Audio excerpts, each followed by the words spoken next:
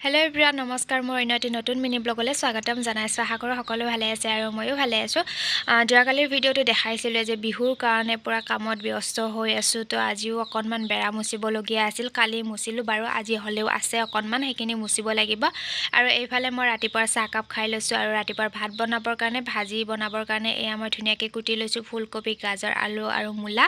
তো ৰাতিপুৱাৰ ভাতটোতো আমাক লাগে, আপোনালোকে জানে, মই আগতে ভিডিঅ'ত দেখাইছোঁ। আজি মানে মই এইবিলাক বেৰা মুচিম। আৰু কালি মই কি কৰিলোঁ জানেনে, এয়া মই মানে কাণখন নিজে ফুটাই লৈছোঁ। আগৰ পৰাই ওপৰত পিন্ধিবৰ কাৰণে মই খুব ভাল পাওঁ, তো সেইকাৰণে মানে মই নিজে ফুটাই লৈছোঁ কালি। আৰু এইফালে ৰাতিপুৱাৰ ভাতকেইটা খাই ল'লোঁ, যিহেতু কাম কৰিব লাগিব। খোৱাটোতো মেইন, মানে দেহাটো ভালে থাকিলে, সুস্থ থাকিলেহে মানে চবখিনি কাম কৰিব পাৰিম, নহয়নে? আৰু এয়া মা আৰু মই খুন্দি থৈছোঁ তিল, মানে লাড়ু আৰু পিঠা বনাবৰ কাৰণে তিলখিনি ধুই খুন্দি থৈছোঁ। তাৰ মাজতে আকৌ চাহ খাই ল'লোঁ।